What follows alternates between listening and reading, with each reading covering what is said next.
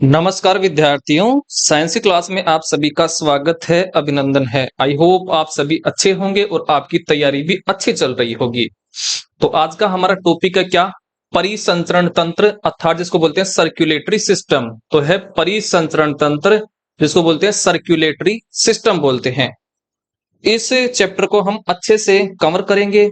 आप चाहे कोई सा भी एग्जाम दे लेना है, इससे बाहर कुछ नहीं जाएगा। परिसंचरण तंत्र से संबंधित जब भी क्वेश्चन आएंगे तो ठीक है, लगातार बने रहना है। वीडियो को शुरू से लेकर के लास्ट तक देखना है। जब आप पूरी क्लास लेओगे, आपको क्लास लेकर के मजा आ जाएगा, ये हमारा विश्वास रखिए। ठीक है, तो स्टार्ट कर लेता हूं मैं परिसंचरण तंत्र के बारे में। अगर आप हमारे चैनल पर नए हैं तो इस चैनल को जरूर से सब्सक्राइब कीजिए और वीडियो को जल्दी से लाइक कर दीजिए। सबसे पहले हम बात कर लेते हैं किसके बारे में? रक्त के बारे में। तो आज पढ़ेंगे रक्त एवं परिसंचरण तंत्र, जिसको बोलते हैं ब्लड एंड सर्कुलेटरी सिस्टम। सबसे पहले हमारे पास आता है ब्लड। ब्लड अर्थात जो रक्त होता है वो क्या होता है? तो जो रक्त है एक प्रकार का क्या है? तरल संयोजी ऊतक है। तो सबसे पहले यहां पर क्वेश्चन आएगा। सबसे पहले हम क्या पढ़ रहे हैं? रक्त के बारे में। तो रक्त क्या है? पहली बात है, ये संयोजी ऊतक है। क्या है? संयोजी ऊतक है, जिसको बोलते हैं कनेक्टिव टिश्यू। तो ये एक संयोजी ऊतक है। आगे देखिए, जो मानव व अन्य पशुओं में आवश्यक पोषक तत्व ऑक्सीजन को कोशिकाओं में तथा कोशिकाओं से चयापचयी अपशिष्ट उत्पादों, जिसको बोलते हैं मेटाबॉलिक वेस्ट प्रोडक्ट्स तथा कार्बन डाइऑक्साइड को परिवहन करता है। तो रक्त का कार्य है ऑक्सीजन को कोशिकाओं तक परिवहन करना और फिर वहां से CO2 लेना और वापस से कहां तक पहुंचाना? हार्ट के पास पहुंचाना है। ठीक है, ये इसका कार्य होता है। इसके साथ अपशिष्ट पदार्थों का भी क्या करता है? ये परिवहन करता है।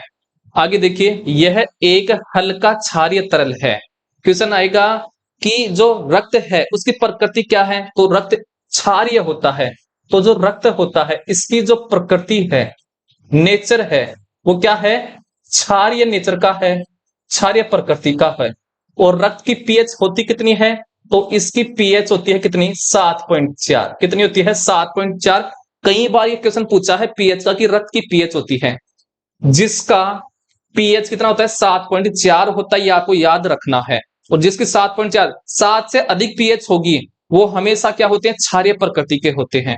आगे देखिए, रक्त का निर्माण लाल अस्थि मज्जा में होता है। क्वेश्चन आएगा कि जो रक्त है इसका निर्माण कहां पर होता है? तो रक्त का निर्माण होता है लाल अस्थि मज्जा में। लाल अस्थि मज्जा में होता है, रेड बोन मेरू में होता है। ये बात ध्यान में रखना है। आगे देखिए, भ्रूणावस्था तथा नवजात शिशुओं में रक्त का निर्माण प्लीहा में होता है। तो यहां से क्वेश्चन आएगा कि भ्रूणावस्था में, किसमें? भ्रूणावस्था में व नवजात शिशु में, नवजात शिशु में रक्त का निर्माण कहां पर होता है? तो इनमें होता है कहां पर? आपका प्लीहा में होता है, जिसको बोलते हैं स्प्लीन। क्या बोलते हैं? स्प्लीन बोलते हैं, प्लीहा बोलते हैं। ठीक है, सामान्य व्यक्ति में लगभग 5 लीटर रक्त होता है। तो रक्त एक व्यक्ति में, सामान्य व्यक्ति में कितना होगा? तो सामान्य व्यक्ति में जो लिख रहा हूं वो आपको याद करके जाना है। सामान्य व्यक्ति में जो रक्त होता है वो होता है 5 लीटर। कितना होता है? 5 लीटर होता है। ये बात आपको ध्यान में रखना है। अब देखिए, जो रक्त होता है, रुधिर के 2 भाग होते हैं। तो इसके कितने भाग होते हैं? रक्त के रुधिर, रुधिर को क्या बोलते हैं? रक्त बोलते हैं। इसके 2 भाग होते हैं। देखिए आगे, पहला भाग तो है द्रव्य भाग, जिसे क्या कहते हैं? प्लाज्मा कहते हैं। तो जो रक्त है, रक्त को कितने भागों में बांटा गया है? 2 भागों में बांटा गया है। पहला जो द्रव्य भाग है उसको तो बोलते हैं प्लाज्मा। तो एक भाग तो गया इसका प्लाज्मा। दूसरा है तथा एक ठोस भाग जो कोशिकाओं का बना होता है। प्लाज्मा रक्त का 55% भाग का निर्माण करता है। तो प्लाज्मा कितना होता है? 55% होता है, 55% होता है। तथा इसमें शेष भाग 92 जल, 8% कार्बनिक एवं अकार्बनिक पदार्थ होते हैं।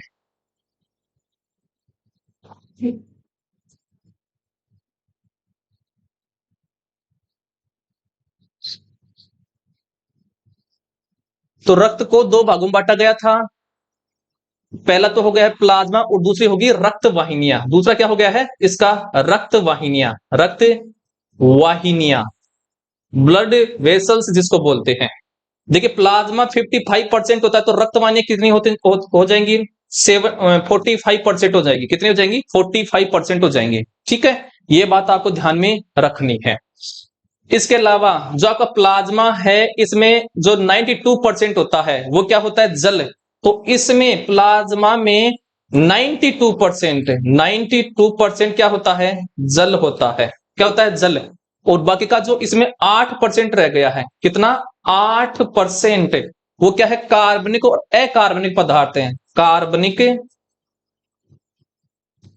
व अकार्बनिक अकार्बनिक पदार्थ हैं। ठीक है, अब ये आप ऐसे मत समझ सर, या तो 55% है, फिर आपने 92 कहां से ले आई और 8% कहां पर ले आई? जो प्लाज्मा है ये अपने आप में 100% है। प्लाज्मा रक्त का 55% है, लेकिन प्लाज्मा अपने आप में कितना है? 100% है। फिर प्लाज्मा का 100% जो है, इसमें 92% क्या है? जल है, और 8% कार्बनिक पदार्थ है। ऐसी बात की गई है। ठीक है, आगे देखिए, रक्त कोशिकाएं जिसको बोलते हैं क्या है? रक्त वाहिनियां। कोशिकाएं 3 प्रकार की होती हैं, तो ये होती हैं 3 प्रकार की। तो ये होती हैं क्या? 3 प्रकार की होती हैं। कौन कौन सी?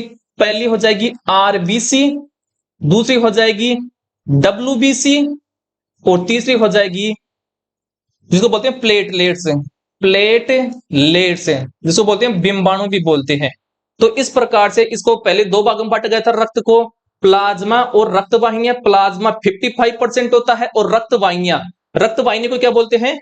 आपका रुधिर वाहिनियां। रुधिर कोशिका बोलते हैं या रुधिर वाहिनियां बोल दो, एक ही बात है। ठीक है, तो रक्त वाहिनियां या रुधिर कोशिकाएं होती है 45% होती है। फिर रक्त वाहिनियां होती है, इसको 3 भागों में बांटा गया है, आरबीसी, डब्ल्यूबीसी और प्लेटलेट्स। और जो प्लाज्मा होता है, प्लाज्मा में 92% आपका जल होता है, और 8% होता है क्या? कार्बनिक और अकार्बनिक पदार्थ होता है। आई होप यहां तक आपको समझ में आ गया होगा। तो आगे देखिए, अब बात लेते हैं लाल रुधिर कोशिकाओं के बारे में हम बात कर लेते हैं, जिसको बोलते हैं आरबीसी। क्या बोलते हैं? आरबीसी। तो सबसे पहले हमारे पास क्या आ रहा है? आरबीसी के हम बारे में हम बात कर रहे हैं। लगातार इसी प्रकार से बने रहना है। अगर आपको हमारा कंटेंट अच्छा लग रहा है तो देखिए, आपका दायित्व है कि हमें सपोर्ट कीजिए, हमारे चैनल को सब्सक्राइब कीजिए, अन्य साथियों को भी शेयर कीजिए, और जल्दी से वीडियो को लाइक कर दीजिए। तो आरबीसी के बारे में पढ़ लेते हैं। ये कुल रक्त कोशिकाओं का 99% होती है। तो जो रक्त कोशिकाएं थी वो कितना प्रतिशत है इसका? रक्त कोशिकाओं का। तो ये आरबीसी रक्त कोशिकाओं का कितना प्रतिशत है? कोशिकाओं का 99% होती है, 99% होती है। ये बात आपको ध्यान में रखनी है। इन कोशिकाओं में हीमोग्लोबिन नामक प्रोटीन पाया जाता है। तो जो आरबीसी होता है, इसमें कौन सा प्रोटीन पाया जाता है? हीमोग्लोबिन प्रोटीन पाया जाता है। हीमोग्लोबिन प्रोटीन पाया जाता है। हीमोग्लोबिन प्रोटीन पाया जाता है। यह बात भी आपको ध्यान में रखनी है। हीमोग्लोबिन के कारण रक्त का रंग लाल होता है। तो जो रक्त का रंग जो लाल होता है, रक्त का लाल रंग ये किसके कारण होता है? हीमोग्लोबिन के कारण होता है। हीमोग्लोबिन के कारण। अर्थात जब आरबीसी में पाया जाता है हीमोग्लोबिन, क्या पाया जाता है? हीमोग्लोबिन। और हीमोग्लोबिन के कारण ही रक्त का रंग क्या होता है? रेड कलर होता है। ये कोशिकाएं केंद्रक विहीन होती हैं। तो जो आरबीसी होती है ये क्या होती है? केंद्रक विहीन होती है। तो आरबीसी होती है आपकी केंद्रक विहीन, अर्थात इसमें केंद्रक नहीं पाया जाता है। ये होती है क्या? केंद्रक विहीन होती है। तथा इनकी औसत आयु 120 दिन है। मतलब इसका जीवन काल है, ये कितने दिन तक जीवित रहती हैं आरबीसी? तो इनका जीवन काल होता है 120 दिन, अर्थात 120 दिन तक ये क्या रहते हैं? जीवित रहती हैं। इसके बाद में क्या? खत्म हो जाती हैं। और ये कहां पर खत्म होती हैं? प्लीहा में खत्म होती हैं। तो प्लीहा जो होता है आरबीसी का कब्रिस्तान कहलाता है। आरबीसी का कब्रिस्तान किसको कहा जाता है? कब्रिस्तान। यहां से क्वेश्चन आया है। आरबीसी कब्रिस्तान कहा जाता है प्लीहा। इसको कहा जाता है स्प्लीन। प्लीहा को कहा जाता है क्यों? क्योंकि आरबीसी यहां पर मरती हैं, खत्म होती हैं, इसलिए आरबीसी का कब्रिस्तान कहा जाता है प्लीहा को। इतना ही आपको आरबीसी में आपको याद करना है, इससे बाहर क्वेश्चन नहीं जाएगा। आगे बात कर लेते हैं अब किसके बारे में, श्वेत रक्त कोशिकाओं के बारे में। श्वेत रक्त कोशिकाओं जिसको बोलते हैं डब्ल्यूबीसी, व्हाइट ब्लड सेल्स जिसको बोलते हैं। तीन भाग थे रक्त कोशिकाओं के, रुधिर कोशिकाओं के या रक्त वाहिनियों के। तीन भाग थे, आरबीसी, डब्ल्यूबीसी और प्लेटलेट्स।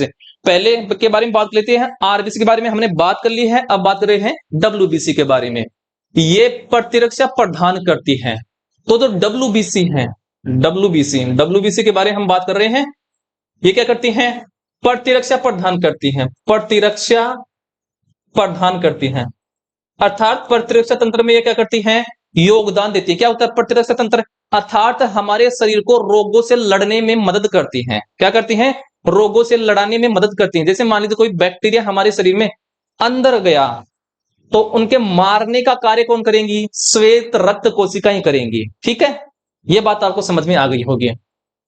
तथा लाल अस्थि मज्जा में इनका निर्माण होता है। अब इनका निर्माण कहां पर होगा, इनका निर्माण होगा लाल अस्थि मज्जा में, लाल अस्थि मज्जा में इनका निर्माण होगा। और देखिए जो आरबीसी है उनका भी लाल अस्थि मज्जा में हो रहा था, लेकिन भ्रूणीय अवस्था और आपकी जो नवजात शिशु है वहां पर अलग हो रहा था निर्माण, दो जगह हो रहा था, है ना। यह बात आपको ध्यान में रखनी है। इन्हें ल्यूकोसाइट भी कहते हैं। तो इनका दूसरा नाम क्या है डब्ल्यूबीसी का, ल्यूकोसाइट, ल्यूकोसाइट। तो इनको ल्यूकोसाइट कहा जाता है। ठीक है, ये ध्यान में रखना है, जो मैं लिख रहा हूं वो आपको याद करके जाना है। ल्यूकोसाइट कहते हैं इन कोशिकाओं में हीमोग्लोबिन उपस्थित नहीं होता है। हीमोग्लोबिन इनमें उपस्थित नहीं रहता है। जब हीमोग्लोबिन इनमें नहीं पाया जाएगा तो क्या इनका रंग होगा, क्या नहीं होगा, ये रंगहीन होंगे। तो इसमें हीमोग्लोबिन नहीं होता है, इस कारण ये क्या होती है, रंगहीन होती हैं, कलरलेस होती हैं। ये क्या होती है, रंगहीन होती हैं, जिसके कारण ये क्या होती है, रंगहीन होती हैं तथा श्वेत रुधिर कोशिकाएं कहलाती हैं। ये कोशिकाएं दो प्रकार की होती हैं। अब जो डब्ल्यूबीसी है आपकी, डब्ल्यूबीसी है, इसको दो भागों में बांटा गया है। डब्ल्यूबीसी को दो भागों में बांटा गया है। पहला भाग तो क्या हो जाएगा, कणिका में, कणिका में और अकणिका में। तो ये कणिका में जिसको बोलते हैं ग्रेन्युलोसाइट, तो एक तो हो गई है कणिका में, कणिका में डब्ल्यूबीसी, और एक हो जाएगी अकणिका में, कणिका में डब्ल्यूबीसी, ग्रेन्युलोसाइट जिसको बोलते हैं। तो ग्रेन्युलोसाइट और अकणिका में मतलब अग्रेन्युलोसाइट हैं, कणिका में के उदाहरण हैं। तो कणिका में के उदाहरण क्या क्या हैं, देखिए न्यूट्रोफिल, इयोसिनोफिल तथा बेसोफिल। तो कणिका में के उदाहरण क्या हो गए हैं, इसके उदाहरण है, पहला है न्यूट्रोफिल, न्यूट्रोफिल से, दूसरा हो जाएगा इयोसिनोफिल से, इयोसिनोफिल से, और अगला हो जाएगा क्या आपका बेसोफिल्स। क्या है, बेसोफिल्स है, बेसोफिल्स। यहां तक समझ में आ गया होगा। ठीक है, आगे देखिए, रक्त में न्यूट्रोफिल्स की संख्या की दृष्टि से सबसे अधिक पाई जाने वाली श्वेत रक्त कणिका है। तो न्यूट्रोफिल्स क्या होती है, सर्वाधिक मात्रा में पाए जाते हैं। क्वेश्चन आएगा सर्वाधिक मात्रा में कौन सी डब्ल्यूबीसी पाई जाती है, तो वो पाई जाती है न्यूट्रोफिल्स पाई जाती है। ठीक है, अकण कोशिकाओं में प्रमुख रूप से लिम्फोसाइट तथा मोनोसाइट हैं। और अकणिका में क्या दो उदाहरण हैं, एक तो हो गई है क्या आपकी लिम्फोसाइट, तो एक तो हो गई है लिम्फोसाइट, और एक हो जाए क्या मोनोसाइट, मोनोसाइट। ये दो क्या हो गए हैं, अकणिका में के उदाहरण हो गए हैं।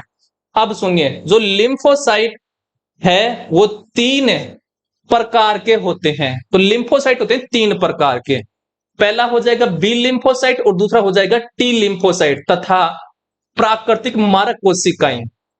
ये हो गए इसके तीन प्रकार। ठीक है, तो यहां पर हमने बात की है जो लिम्फोसाइट है, ये जो लिम्फोसाइट है कितने प्रकार की होती है, तीन प्रकार की, बी लिम्फोसाइट, टी लिम्फोसाइट और मारक कोशिकाएं। यह बात आपको ध्यान में रखनी है। प्राकृतिक मारक कोशिकाएं नेचुरल किलर सेल्स होती हैं। लिम्फोसाइट प्रतिरक्षा प्रदान करने वाली प्राथमिक कोशिकाएं हैं। क्वेश्चन आएगा WBC की ऐसी कौन सी कोशिकाएं हैं जो प्रतिरक्षक तंत्र में प्राथमिक रूप से कार्य करती हैं? तो होती हैं लिम्फोसाइट। क्या होती हैं? लिम्फोसाइट होती हैं। मोनोसाइट से परिपक्व होकर महाभक्षक मतलब मैक्रोफेज कोशिका में रूपांतरित होती हैं। मतलब जो मोनोसाइट हैं, जब ये परिपक्व हो जाती हैं, मैच्योर हो जाती हैं, तो ये मैक्रोफेज मतलब भक्षण का कार्य करती हैं। कैसे? जैसे ही हमारे शरीर में कोई मान लीजिए बाहरी जीव प्रवेश करेगा, तो उसको नष्ट करने का कार्य करेगी क्या? मैक्रोफेज कार्य करेगी। ठीक है, जैसे बैक्टीरिया वगैरह हो गए, वायरस वगैरह हो गए, उनको मारने का कार्य करेगी आपकी मोनोसाइट करेगी। आगे देखिए, मोनोसाइट्स महाभक्षक मैक्रोफेज कोशिका में रूपांतरित होती है। मोनोसाइट्स महाभक्षक तथा न्यूट्रोफिल्स मानव शरीर की प्रमुख भक्षक कोशिकाएं हैं। क्वेश्चन आएगा मोनोसाइट क्या है?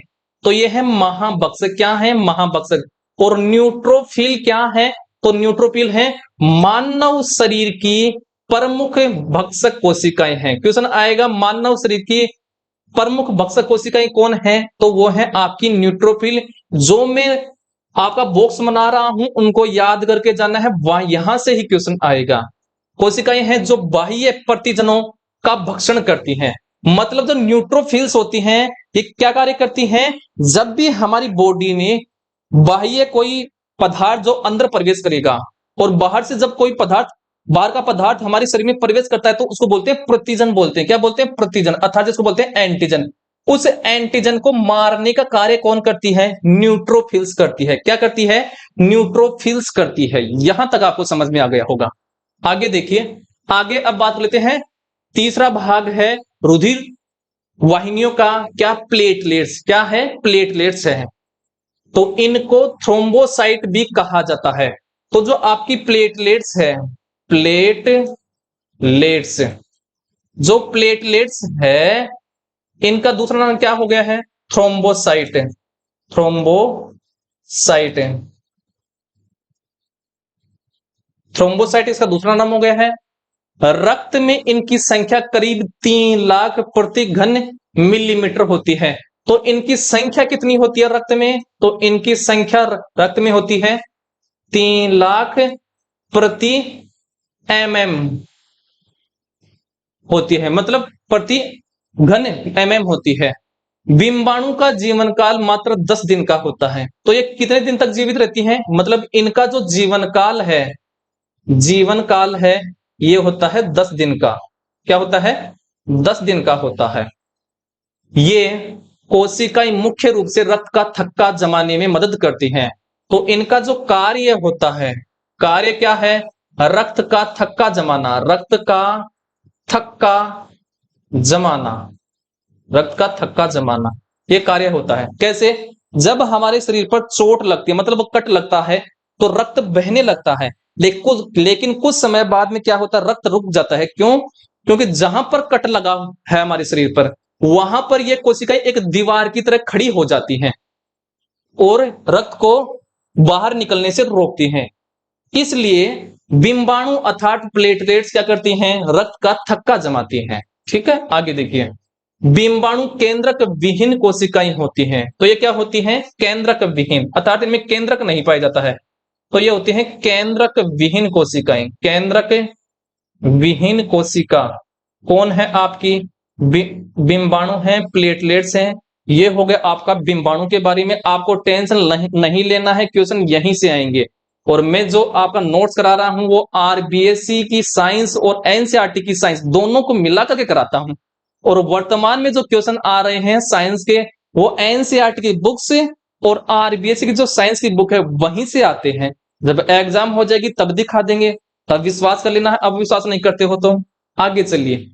आगे अब पढ़ लेते हैं रक्त के कार्य, फंक्शंस ऑफ ब्लड, कि रक्त के कार्य क्या क्या हैं। तो प्राणियों के शरीर में रक्त एक महत्वपूर्ण ऊतक है। और रक्त कौन सा ऊतक है? बार बार लिख देता हूं, क्वेश्चन आता है यहां पर। रक्त कौन सा ऊतक है? तो रक्त कनेक्टिव टिश्यू है, संयोजी ऊतक है। क्या है? संयोजी ऊतक है। यह बात आपको ध्यान में रखनी है। जो कई प्रकार के कार्य संपादित करता है। रक्त के प्रमुख कार्य निम्न है। पहला कार्य है O2 व CO2 का वातावरण तथा ऊतकों के मध्य विनिमय करना। अर्थात O2 और CO2 का ये क्या करता है, ट्रांसपोर्ट करता है, परिवहन करता है। दूसरा है पोषक तत्वों का शरीर में विभिन्न स्थानों तक परिवहन करना। जो पोषक पदार्थ है उनका कोशिकाओं तक क्या करना है, ट्रांसपोर्ट करना है। दूसरा है शरीर का पीएच नियंत्रित करना। जो पीएच है उसको क्या करना है, कंट्रोल करना है। ठीक है। और रक्त का पीएच कितना होता है, तो रक्त का पीएच होता है 7.4। कितना होता है, 7.4 होता है। इसका मतलब क्या हुआ है, रक्त क्या है, हल्का क्षारीय है, क्षारीय प्रकृति का होता है। क्या होता है, क्षारीय प्रकृति का होता है, ध्यान रखना है। चौथा है शरीर का ताप नियंत्रित करना। जो टेम्परेचर है उसको भी क्या करता है, नियंत्रित करता है। पांचवा है प्रतिरक्षण के कार्यों को संपादित करना। जो प्रतिरक्षण से संबंधित जो कार्य होते हैं उनको ये क्या करता है, कंप्लीट करता है। छठवा है हार्मोन आदि को आवश्यकता के अनुरूप परिवहन करना। हार्मोन जो होते हैं उन हमारे शरीर को कितने हार्मोन की आवश्यकता पड़ती है, कहां पर आवश्यकता पड़ती है, उनको आवश्यकता के अकॉर्डिंग क्या करना है, ट्रांसपोर्ट करना है। और सातवां है उत्सर्जित उत्पादकों को शरीर से बाहर निकालना। और उत्सर्जित उत्पादकों को भी शरीर से बाहर निकालने का कार्य कौन करता है, रक्त करता है। तो ये कार्य आपको याद रखना है, क्वेश्चन आएगा निम्न में से रक्त का कार्य है या फिर रक्त का कार्य नहीं है, फिर वो आपको 4 ऑप्शन देगा। ठीक है, और उसमें आपको चुनना है। तो ये याद करना आपके लिए जरूरी है। आगे देखिए, अब आगे बात कर लेते हैं रक्त के प्रकार, टाइप्स ऑफ ब्लड। तो जो रक्त होता है, रक्त जो होता है ये आपका होता है कितने प्रकार का, रक्त होता है आपका 4 प्रकार का होता है। बात कर लेते हैं कंप्लीट इसके बारे में। तो देखिए रक्त में पाए जाने वाली लाल रक्त कणिकाओं की सतह पर पाए जाने वाले विशेष प्रकार के प्रतिजन ए व बी की उपस्थिति एवं अनुपस्थिति के हिसाब से मानव रक्त को 4 समूहों में विभक्त किया गया है।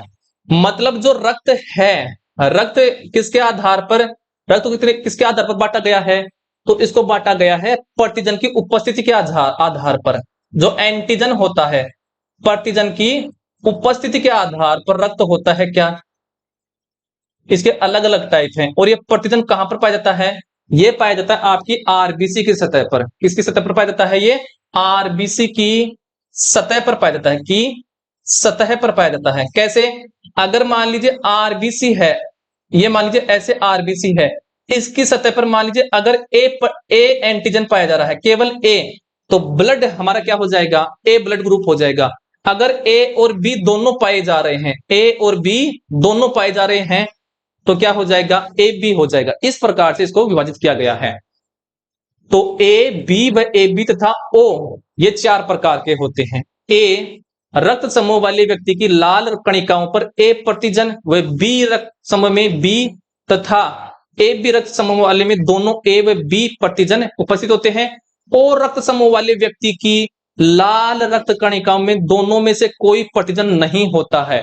तो ओ वाला याद करना है कि जो ओ रक्त समूह होता है उसकी प्रतिजन पर जो आपकी आरबीसी है इस पर दोनों नहीं पाए जाते। ऐसे क्वेश्चन आएगा, ऐसा कौन सा ब्लड ग्रुप है जिसमें कोई प्रतिजन नहीं पाया जाता है, तो कोई प्रतिजन नहीं पाया जाता आपका कौन सा, ओ ब्लड ग्रुप में, ध्यान में रखना है ये बात। ठीक है, उपस्थित नहीं होता है रक्त के इन समूह को ए बी और रक्त समूह कहा जाता है। अब क्वेश्चन यहां से क्या आएगा, ये बात तो हो गई है। क्वेश्चन यहां से आएगा कि ए बी, जैसे ए ब्लड ग्रुप वाला किस किस को रक्त दे सकता है और किस किस को रक्त ले सकता है। तो यहां से क्वेश्चन आता है, वो मैं करवा देता हूं। ठीक है, लगातार बनी रहना है। वीडियो को लाइक शेयर सब्सक्राइब करना आपकी जिम्मेदारी है, हमारी जिम्मेदारी है आपको अच्छे से अच्छा कंटेंट देना है। अब सुनिए, सबसे पहले जो आपका ए ब्लड ग्रुप है, ब्लड ग्रुप ए मतलब रक्त समूह है, रक्त समूह है ए बी, ये क्या है, ये सबसे खून ले सकता है, रक्त ले सकता है।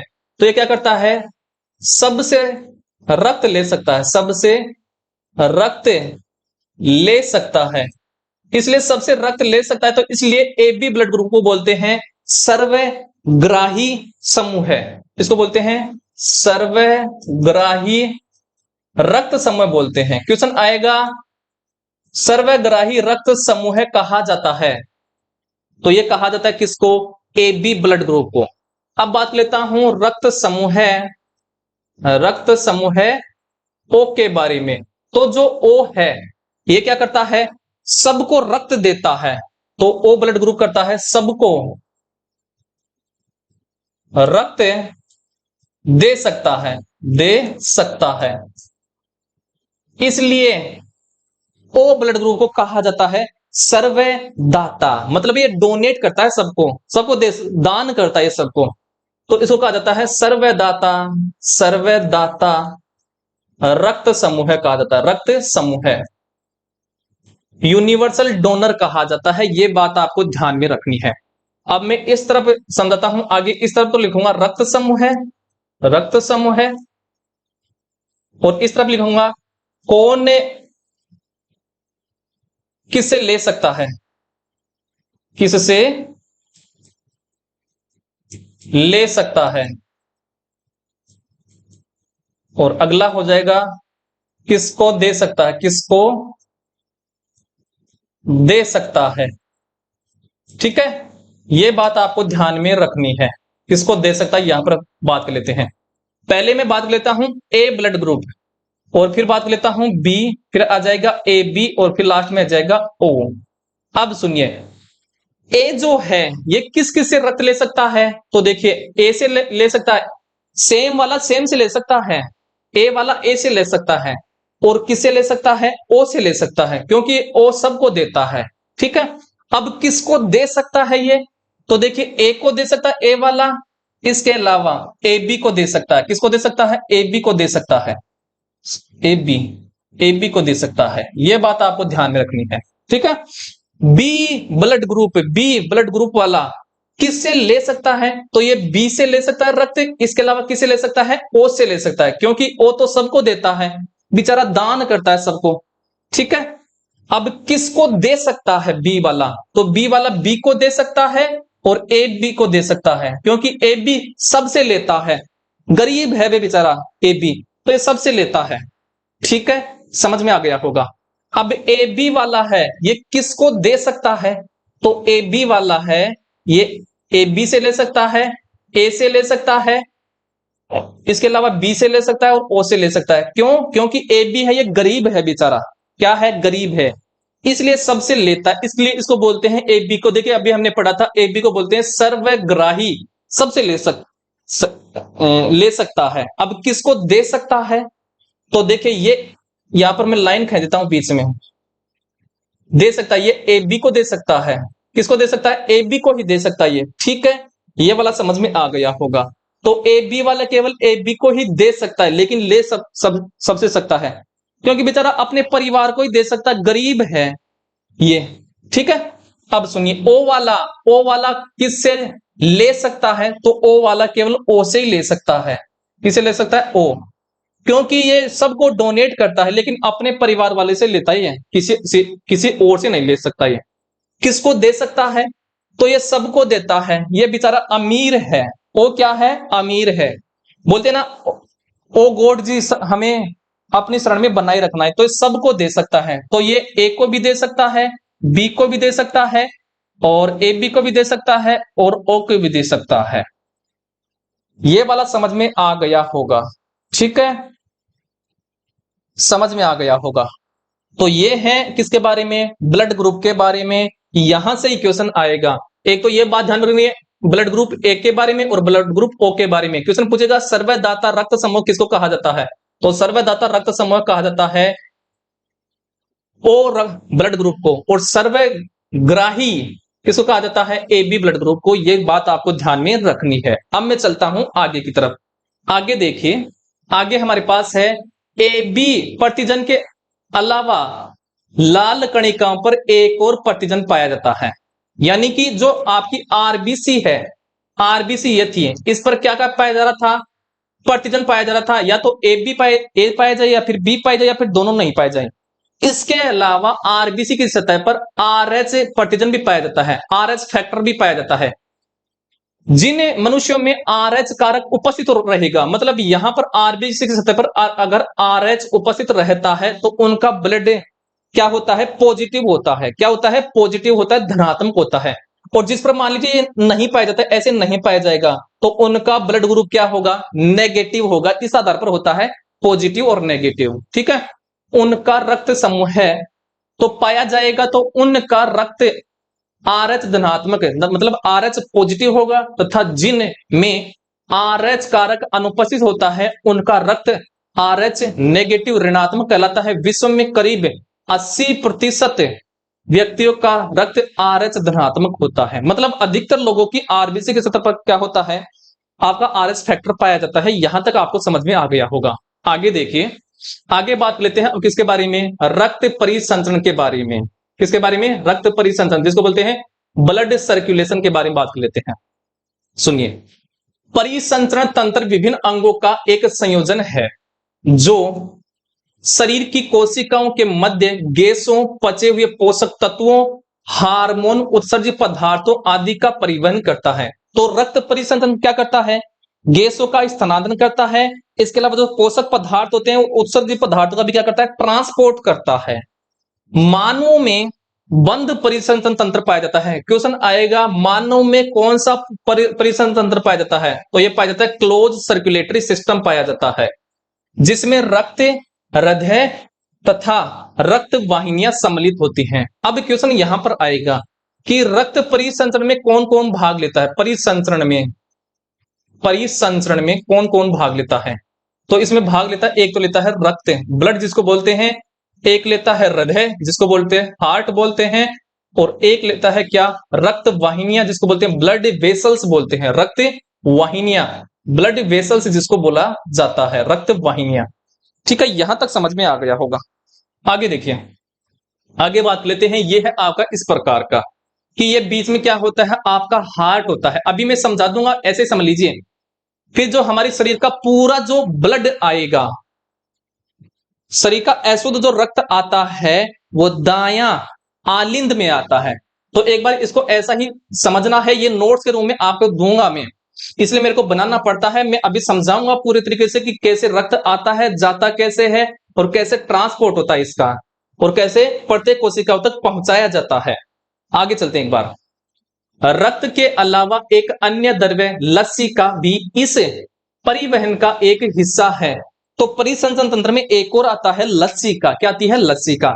लस्सी का एक विशिष्ट तंत्र लस्सी का तंत्र द्वारा गमन करता है। यह एक खुला तंत्र होता है। तो लस्सी का किस प्रकार का तंत्र है, ध्यान में रखना है, खुला होता है, ओपन सिस्टम होता है। क्या होता है, ओपन सिस्टम। लेकिन जो आपका रक्त परिसंचरण होता है वो क्या होता है, बंद होता है। ठीक है, परिसंचरण तंत्र में रक्त एक तरल माध्यम के तौर पर कार्य करता है, जो परिवहन योग्य पदार्थों के अभिगमन में मुख्य भूमिका निभाता है। मतलब मेन रोल निभाता है कौन, ब्लड निभाता है, और लिक्विड फॉर्म में पाया जाता है।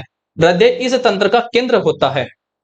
तो परिसंचरण तंत्र का केंद्र कौन होता है, पूछ आएगा क्वेश्चन है।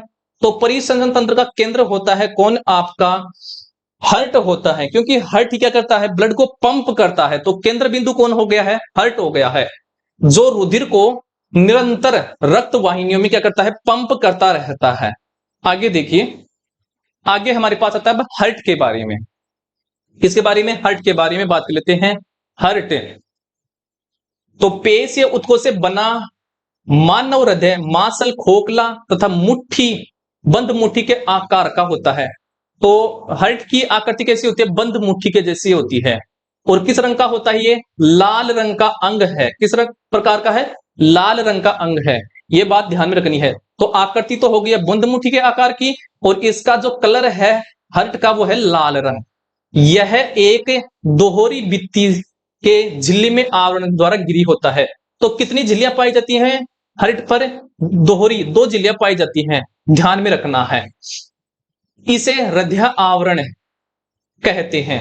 तो इस पर जो झिल्ली पाई जाती है उसको क्या बोलते हैं, हृदय आवरण, जिसको बोलते हैं पेरिकार्डियम। तो बोले पूछेगा कि हृदय की झिल्ली क्या कहलाती है, तो हृदय की झिल्ली कहलाती है हृदय आवरण। यह शब्द नहीं देगा वो देगा इंग्लिश वाला पेरिकार्डियम, इसको ही हिंदी में लिख देगा ऐसे, पेरिकार्डियम। बोलेगा हृदय की झिल्ली कहलाती है। अब ऑप्शन देगा वो पेरिकार्डियम या फिर ड्यूरामेटर एरेक्नोइड, ऐसे ऑप्शन देगा। आपको ध्यान रखना है कि जो हार्ट होता है उस पर जो झिल्ली पाई जाती है उन झिल्लियों को बोलते हैं पेरिकार्डियम झिल्ली।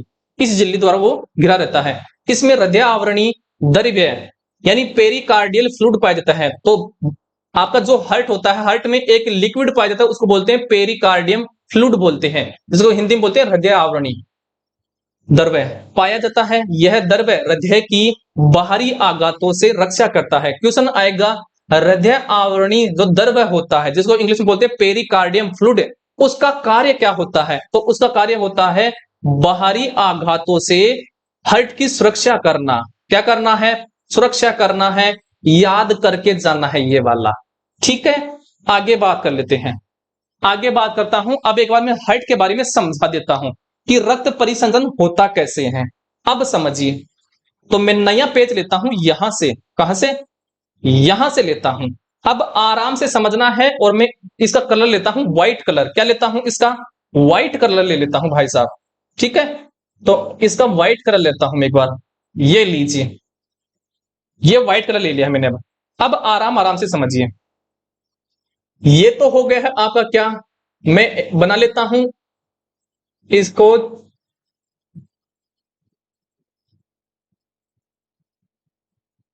ये मैंने बना लिया क्या, इसको हार्ट को बना लिया है। अर्थात जो हमारा हार्ट होता है उसमें 4 चेंबर होते हैं, और आकृति कैसी होती है? मुट्ठी आकार की होती है। ऊपर वाले 2 बॉक्स होते हैं, उनको तो बोलते हैं आलिंद। तो इस तरफ वाला तो हो गया है, ये वाला बॉक्स तो क्या हो गया है? दाया आलिंद। तो ये तो हो गया है दाया आलिंद। और इधर वाला ये वाला बॉक्स हो जाएगा बाया आलिंद। ये हो जाएगा बाया आलिंद। ठीक है, इसी प्रकार से नीचे वाले बॉक्स कहलाते हैं नीले। तो नीचे वाला ये बॉक्स हो जाएगा दाया नीले, दाया नीले। और ये वाला इस तरफ वाला ये बॉक्स हो जाएगा क्या? बाया नीले। क्या हो गया है? बाया नीले। ये वाला समझ में आ गया होगा। ठीक है, अब समझिए। हमारा जो शरीर का पूरा अशुद्ध ब्लड है, इम्प्योर ब्लड है, ये आएगा कहां पर? दाया आलिंद में आएगा। तो जो शरीर का ऊपरी भाग है, ऊपरी भाग से जो नलिकाएं हैं वो अशुद्ध ब्लड लेकर के आएंगी। उन नलिकाओं को बोलेंगे सुपीरियर वेना केवा। तो इनको बोलते हैं superior, superior vena cava, vena cava. तो सुपीरियर वेना केवा क्या करती हैं? शरीर का जो ऊपरी भाग है, शरीर के ऊपरी भाग से ब्लड लाती है कहां पर? आपके दाया आलिंद में। अब जो शरीर का निचला वाला भाग है, निचले वाले भाग से अशुद्ध ब्लड को लाएंगी इनफीरियर वेना केवा। तो ये ला रही है inferior, inferior vena cava, vena cava. ठीक है, और जो ये हार्ट है, हार्ट की दीवार होती है, और हार्ट की दीवारों से ब्लड आ जाएगा यहां पर। ठीक है, तो ऐसे अशुद्ध ब्लड आता है क्या? कहां पर? दाया आलिंद में। मतलब यहां पर ब्लड आ गया है क्या? अशुद्ध ब्लड। यह आ गया है अशुद्ध रक्त आ गया है यहां पर। ठीक है, समझ में आ गया होगा। अब समझिए, अब यहां पर पाया जाता है क्या? यहां पर आपके कपाट पाए जाते हैं ऐसे, और इन कपाटों को क्या बोलते हैं? द्विवलनी कपाट। तो यहां पर पाए जाएंगे कपाट। कौन से? द्विवलनी कपाट, द्विवलनी कपाट। ट्राइकस्पिड वॉल्व जिसको बोलते हैं, ये वाल्व ऐसे पाए जाते हैं, ऐसे पाए जाएंगे। ठीक है, ऐसे ये वाल्व पाए जाते हैं। अब अशुद्ध जो ब्लड है, अशुद्ध ब्लड, ये इन वॉल्व की सहायता से यहां पर आ जाएगा, इस दाया नीले में आ जाएगा। कहां पर आ जाएगा? दाया नीले में आ जाएगा। यहां तक बात समझ में आ गई होगी। ठीक है, अब समझिए आगे। अब यहां से ब्लड को ले जाने का कार्य कौन करेगी? तो यहां से ब्लड को ले जाने का कार्य करेगी, कहां पर जाएगा ये ब्लड? ये ब्लड जाएगा आपका कहां पर? ये ब्लड जाएगा, मान लीजिए ये गया है फेफड़ों के पास। मान लीजिए यहां पर फेफड़े हैं, यहां पर क्या है? फेफड़े। एक मिनट रुकिए, फेफड़े हैं यहां पर। क्या है? फेफड़े हैं। ठीक है, तो यहां से ब्लड चला गया है, ये लीजिए मैं दर्शा रहा हूं। ये ब्लड चला गया है यहां पर, तो ये ब्लड जा रहा है ऐसे, इसमें ये ऐसे ब्लड जा रहा है कहां पर? फेफड़ों के पास। किसके लिए? शुद्ध होने के लिए। क्योंकि फेफड़ों में क्या होती है, ऑक्सीजन। तो यहां पर जो फेफड़ों के पास ले जाएगी, ब्लड में जो CO2 है, CO2 तो त्याग दी जाएगी फेफड़ों में, और फेफड़ों से ले ली जाएगी O2। तो जब O2 ब्लड में मिल जाती है तो ब्लड क्या हो जाता है, शुद्ध हो जाता है, मतलब ऑक्सीजनित हो जाता है, और ऑक्सीजनित ब्लड को क्या बोलते हैं, आपका शुद्ध ब्लड बोलते हैं। अब यहां पर शुद्ध ब्लड हो गया है। अब शुद्ध ब्लड कहां से आएगा, यहां पर आएगा। कहां पर आएगा, यहां पर आ जाएगा। ये लीजिए यहां पर आ गया है, ठीक है। तो यहां से तो ये जा रहा है, ये ब्लड ऐसे ऐसे समझिए, यहां से तो जा रहा है, और ये आ रहा है यहां पर, और ये क्या आ रहा है, शुद्ध ब्लड। ये लीजिए शुद्ध ब्लड आ रहा है, यहां पर शुद्ध ब्लड आ गया है, रक्त आ गया है। यहां तक समझ में आ गया होगा। अब समझिए, मैं कलर चेंज करता हूं पेन का। अब यहां पर पाए जाते हैं क्या, वॉल्व पाए जाते हैं। यहां पर ऐसे वॉल्व पाए जाएंगे, ऐसे ऐसे वॉल्व पाए जाएंगे, और इन वॉल्व को क्या बोलते हैं, ट्राइकस्पिड वॉल्व, त्रिवलनी कपाट, त्रिवलनी कपाट बोलते हैं, त्रिवलनी कपाट बोलते हैं, ठीक है। ये कपाट क्या करते हैं, ये कपाट ऐसे ब्लड को वापस जाने से रोकते हैं, ये कपाट, ठीक है। समझ में आ गया होगा। तो यहां पर ये शुद्ध ब्लड है, ये क्या है, शुद्ध ब्लड है। ये ब्लड आ जाएगा, ऐसे आ जाएगा, ठीक है। ये आ गया यहां पर शुद्ध ब्लड। ये ब्लड क्या आ गया, यहां पर आ गया, बायां नीले में आ गया है ब्लड, ठीक है। अब यहां से क्या निकलती है, एक सिरा निकलती है जिसको बोलते हैं महासिरा। क्या बोलते हैं, महासिरा बोलते हैं। और महासिरा के यहां पर जो प्रारंभिक जो इसका यहां पर ये सिरा है ना, ये यहां पर क्या पाए जाते हैं, ऐसे कपाट पाए जाते हैं।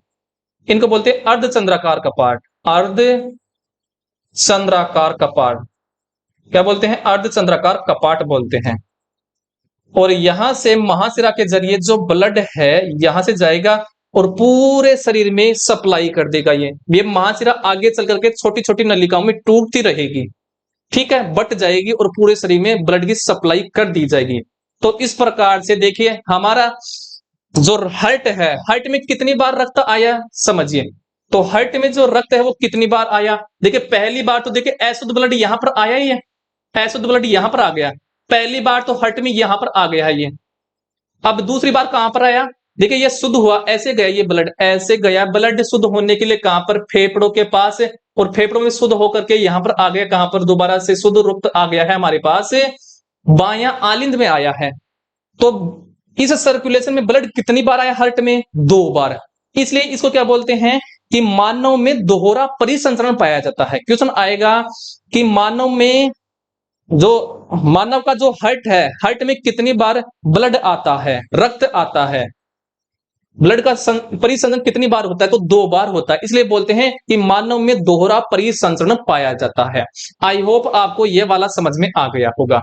देखिए ये जो कपाट हैं, ये जो कपाट कार्य क्या करते हैं, ये ब्लड को ऐसे विपरीत दिशा में जाने से रोकते हैं। कैसे, ऐसे वापस जाने से रोकते हैं, ऐसे ऐसे वापस जाने से रोकेंगे। जैसे यहां पर ये कपाट पाए जा रहे थे, तो ये ऐसे वापस ऊपर जाने से रोकते हैं ब्लड को, ठीक है, विपरीत प्रवाह को रोकते हैं, ऐसे समझिए।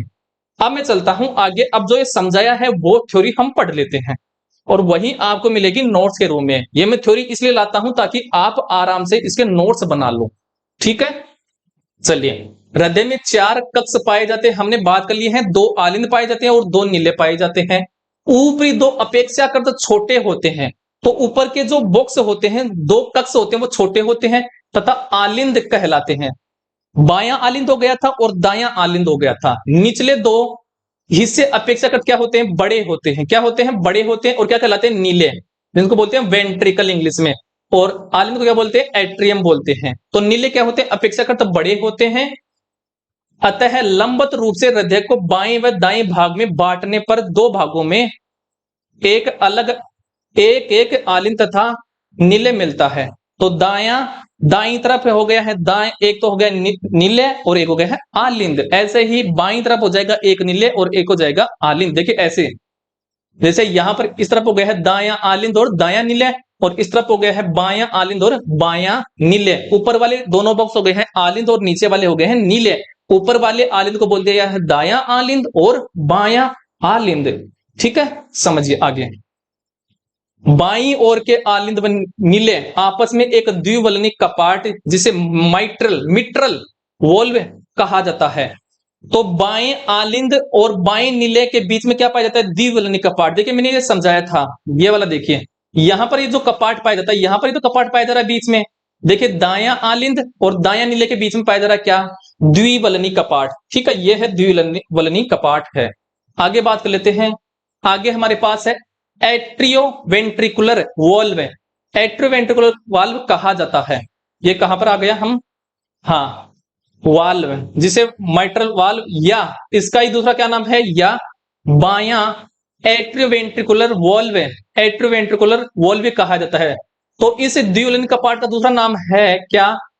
एट्रियोवेंट्रिकुलर वॉल्व कहा जाता है। से जुड़े होते हैं दाहिने ओर के नीले व आलिंद के मध्य त्रिवलनी एट्रियोवेंट्रिकुलर वॉल्व या ट्राइकस्पिड एट्रियोवेंट्रिकुलर वॉल्व पाया जाता है।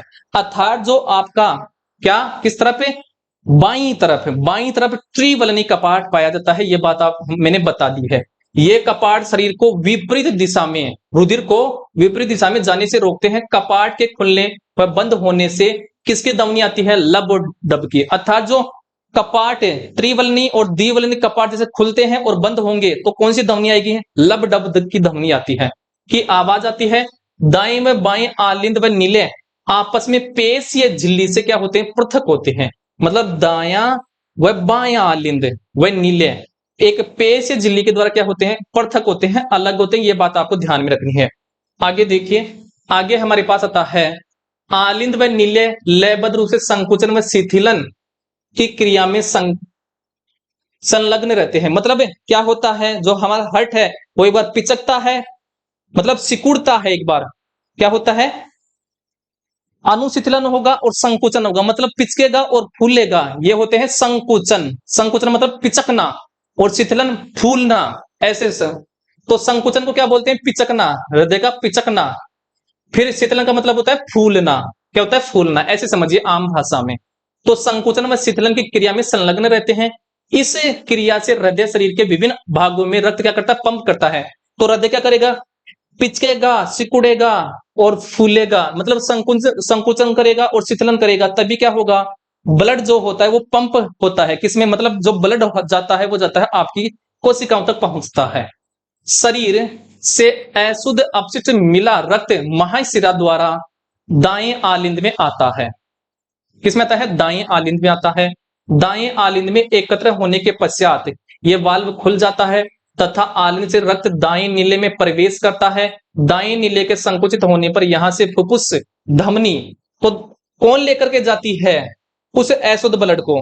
ये भी है ना, ये भी है आपके। तो ये जो क्या है? ये है आपकी पल्मोनरी आर्टरी है, पल्मोनरी आर्टरी पीए है, जिसको बोलते हैं फुफ्फुसीय धमनी। फुफ्फुसीय धमनी जिसको बोलते हैं। तो फुफ्फुसीय धमनी अशुद्ध ब्लड को शुद्ध करने के लिए कहां पर लेकर के जाती है? फेफड़ों के पास। और फेफड़ों से शुद्ध ब्लड को लेकर के कौन आती है? तो वो लेकर के आती है पल्मोनरी वेन, जिनको बोलते हैं फुफ्फुसीय सिरा। फुफ्फुसीय सिरा, हिंदी में बोलते हैं फुफ्फुसीय सिरा। ठीक है, तो फुफ्फुसीय जो सिरा होती है वो रक्त को, शुद्ध रक्त को कहां पर लेकर के आती है? बायां आलिंद में। वैसे देखिए धमनी में क्या पाया जाता है? शुद्ध ब्लड पाया जाता है, लेकिन एकमात्र फुफ्फुसीय धमनी ऐसी है जिसमें अशुद्ध ब्लड पाया जाता है। और देखिए सिरा में क्या पाया जाता है? आपका अशुद्ध ब्लड पाया जाता है। सिरा में तो पाया जाता है अशुद्ध ब्लड, लेकिन एकमात्र सिरा है फुफ्फुसीय सिरा जिसमें शुद्ध ब्लड पाया जा रहा है। ठीक है, यह बात ध्यान में रखनी है। आगे बात कर लेते हैं। आगे देखिए, तो जो फुफ्फुसीय धमनी है रक्त को फेफड़ों में ले जाती है। कहां पर लेकर जाती है? फेफड़ों, किसके लिए? शुद्ध होने के लिए ले जाती है। फेफड़ों में श्वसन प्रक्रिया द्वारा यह रक्त क्या हो जाता है? ऑक्सीकृत किया जाता है। साफ रक्त फुफ्फुसीय सिरा द्वारा बाएं आलिंद में प्रवेश करता है। देखिए जो मैंने समझाया है वही क्या लिखा हुआ है? शब्दों में लिखा हुआ है। ठीक है, अगर आपको मेरा वो समझाया हुआ समझ में आ गया ना, तो फिर ये सब समझ में आ जाएगा। ये केवल मैं नोट्स इसलिए दे रहा हूं ताकि आपको तकलीफ ना हो, क्योंकि अधिकतर बच्चे ये कहते हैं कि सर हमें नोट्स चाहिए, तब ये करना पड़ता है। मैं ठीक है, जहां से ये वॉल्व से होते हुए बाएं नीले में प्रवेश करता है, नीले के संकुचन के कारण महाधमनी, जिसको बोलते हैं क्या? एओर्टा, ये महाधमनी द्वारा आएगा, महाधमनी द्वारा करेगा। मैंने यहां पर थोड़ा सी गलती हो गई है, यहां पर महाधमनी ये आएगी, महाधमनी। महाधमनी आएगी यहाँ पर, महाधमनी करती है यहाँ पर, ठीक है। ये मेरे से गलती हो गई है, इसके लिए मैं माफी चाहता हूँ। महाधमनी द्वारा सप्लाई की जाती है यहाँ पर, क्या की जाती है, महाधमनी द्वारा इसकी सप्लाई की जाती है हमारे शरीर में, ठीक है। ये बात आपको ध्यान में रखनी है। यह देखिए आगे, तो महाधमनी द्वारा रक्त शरीर में प्रवाहित होने भेजा जाता है। यह चक्र निरंतर चलता रहता है। इस चक्र को हृदय चक्र यानी कार्डिक साइकिल कहा जाता है। हृदय में होने वाले संकोचन को प्रकुंचन यानी सिस्टोल तथा शिथिलन अवस्था को अनुशिथिलन यानी डायस्टोल कहा जाता है, ठीक है। मतलब जब हृदय क्या होगा, पिचकेगा, तो उसको तो बोलते हैं प्रकुंचन में यानी सिस्टोल। और जब हृदय क्या होगा, फूलेगा, आम भाषा में बोल रहा हूं, जब फूलेगा, समझाने के लिए बोल रहा हूं, जब फूलेगा उसको बोलते हैं अनुशिथिलन, जिसको बोलते हैं डायस्टोल बोलते हैं, ठीक है। आगे चलिए, आगे हमारे पास आता है, इस प्रक्रिया में रक्त 2 बार हृदय से गुजरता है। मैंने बता दिया है कि एक बार तो अशुद्ध ब्लड हमारे किस में आता है, दाया आलिंद में आता है, फिर शुद्ध होकर के ब्लड दोबारा से आएगा हर्ट में, कहां पर, बाया आलिंद में आता है, तो 2 बार आ रहा है, ठीक है। तो 2 बार हृदय से गुजरता है, पहले शरीर से हृदय में अशुद्ध रक्त तथा फिर शुद्ध रक्त फेफड़ों से हृदय में प्रवेशित होता है। वो चित्र हमने पढ़ लिया था, ठीक है। शुद्ध रक्त तत्पश्चात बाएं नीले से महाशिरा द्वारा शरीर में वापस भेज दिया जाता है। इस प्रकार के परिसंचरण को द्विसंचरण कहा जाता है। क्यों कहा जाता है, क्योंकि 2 बार आ रहा है रक्त, किसमें, हर्ट में आ रहा है, इसलिए कहा जाता है दोहरा परिसंचरण अर्थात द्विसंचरण कहा जाता है। एक फुफ्फुसीय तथा दूसरा देहिक। हृदय पेशीय न्यास सब उत्तेजनीय होता है, मतलब जो हृदय होता है वो अपने आप क्या करता है, फूलता है, सिकुड़ता है, उस पर हमारा कोई कंट्रोल नहीं होता है, यानी कि हम अपने अकॉर्डिंग हृदय को काम नहीं कराते हैं। इसलिए हृदय क्या होता है, सब उत्तेजनीय है, मतलब खुद क्या करता है, ये सिकुड़ता है, फूलता है, ठीक है। और हृदय की गतिविधियों की गति निर्धारित करता है, इसे पेस मेकर कहा जाता है। तो हृदय की गतिविधि है, जो हार्ट बीट है, ये किसके द्वारा मापी जाती है, क्वेश्चन आएगा, आता है, पेस मेकर द्वारा मापी जाती है, जिसको बोलते हैं गति प्रेरक। तो क्वेश्चन आएगा, हृदय की जो गतिविधि है, हार्ट बीट है, ये किसके द्वारा मापी जाती है, पेस मेकर के द्वारा मापी जाती है, ठीक है। आगे देखिए, आगे हमारे पास आता है अब रक्त वाहिनियां, क्या है, रक्त वाहिनियां जिसको बोलते हैं ब्लड वेसल्स। और ब्लड वेसल्स के बारे में हमने पढ़ा था कि धमनी और सिरा क्या होती है। धमनी तो वो होती है जिनमें क्या पाया जाता है, शुद्ध ब्लड पाया जाता है, लेकिन एकमात्र जो धमनी थी वो कौन सी थी, फुफ्फुस से धमनी, उसमें अशुद्ध ब्लड पाया जा रहा था। तो देख लीजिए, शरीर में रक्त का परिसंचरण वाहिनियों द्वारा होता है। रक्त वाहिकाएं एक जाल का निर्माण करती हैं, जिनमें प्रवाहित होकर रक्त कोशिकाओं तक पहुंचता है। ये 2 प्रकार की होती हैं। तो रक्त वाहिनी कितने प्रकार की होती हैं, 2 प्रकार की। पहली है धमनी। धमनी क्या होती है, ये वाहिकाएं जिनमें ऑक्सीजनित साफ रक्त प्रवाहित होता है, अर्थात धमनियां जो होती हैं इनमें शुद्ध ब्लड पाया जाता है, ऑक्सीजनित ब्लड पाया जाता है, धमनी कहलाती है। ये हृदय से रक्त को आगे तक पहुंचाती है। ये बात आपको ध्यान में रखनी है। क्वेश्चन आएगा, कौन सी वाहिनियां हृदय से रक्त को आगे पहुंचाती हैं, या फिर क्वेश्चन आएगा कौन सी वाहिनियां हृदय से रक्त को दूर लेकर के जाती हैं, तो वो लेकर के जाती है धमनी। अब सुन लो, एकमात्र धमनी, एकमात्र धमनी जिसमें अशुद्ध ब्लड पाया जाता है, अशुद्ध ब्लड, वो कौन थी, अभी हमने पढ़ा था, अशुद्ध रक्त पाया जाता है, वो क्या थी, फुफ्फुसीय धमनी, मतलब पल्मोनरी आर्टरी थी, पल्मोनरी आर्टरी जिसको बोलते हैं फुफ्फुसीय, फुफ्फुसीय धमनी। ये बात आपको ध्यान में रखनी है, ये क्वेश्चन आता है, ठीक है। ये अपवाद है धमनी का। दूसरा है सिरा, जिसको बोलते हैं वेन्स, क्या बोलते हैं, वेन्स। वे वाहिकाएं जिनमें वी ऑक्सीजनित अपशिष्ट युक्त रक्त प्रवाहित तो होता है, यानी जिसमें अशुद्ध ब्लड पाया जाता है। तो सिराओं में अशुद्ध ब्लड पाया जाता है, ये क्या करती हैं, रक्त को हृदय की ओर ले जाती है, क्यों, शुद्ध होने के लिए, क्यों करने के लिए, शुद्ध होने के लिए। तो क्वेश्चन आएगा, रक्त को हृदय की ओर कौन लेकर के आती है, यानी रक्त को हृदय के पास कौन लेकर के आती है, तो वो लेकर के आती है सिरा।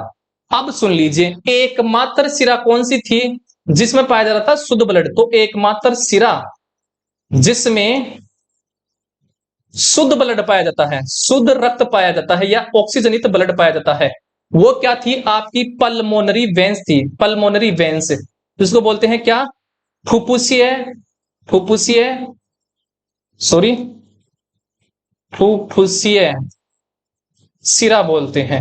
यह बात आपको ध्यान में रखनी है, ठीक है। रक्त वाहिनियां ऊतकों अंगों में पहुंचकर केशिकाओं का विस्तृत समूह बनाती हैं। तो जो रक्त वाहिनियां हैं ये आगे छोटी छोटी नलिकाओं में टूट जाती हैं ऊतकों और अंगों में पहुंच करके। उन छोटी छोटी नलिकाओं को क्या बोलते हैं? केशिकाएं बोलते हैं, कैपिलरीज बोला जाता है, ठीक है। समझ में आ गया होगा। तो ये होता है आज का आपका ये रक्त परिसंचरण तंत्र, रक्त और रक्त परिसंचरण तंत्र। देखिए हमने पूरा प्रयास किया है आपको समझाने का और अच्छा कंटेंट दिया है। अब आप कितना हमें सपोर्ट करते हो, कितना लाइक करते हो, कितना इस चैनल को सब्सक्राइब करते हो, वो आपके ऊपर है। हमारा काम है आपको अच्छा कंटेंट देना। कमेंट करके अवश्य बताना है कि आपको कंटेंट कैसा लगा, हमारा पढ़ने का तरीका कैसा लगा। देखिए जब हम ऐसा करते हैं तो इसमें टाइम की बचोतरी हो जाती है, टाइम कम लगता है समझाने में। जब हम वैसे आते हैं तो लिखते हैं तो लिखने में टाइम अधिक लगता है। जब हम यहाँ पर ये सीधा लेकर के आते हैं मैटर, तो लिखने का टाइम बच जाता है और समझाने का काम रहता है, ठीक है। ताकि आपको ये नोट्स भी मिल जाते हैं ऐसे, ठीक है। अगर आपको हमारा ये वीडियो अच्छा लगा है तो प्लीज वीडियो को ज्यादा से ज्यादा लाइक कीजिए, शेयर कीजिए और चैनल को जरूर से सब्सक्राइब कीजिए। हम पूरा सिलेबस फ्री करा रहे हैं, आपका सपोर्ट चाहिए केवल हमें, ठीक है। तो हम मिलते हैं अगले वाले नए टॉपिक में, तब तक के लिए जय हिंद।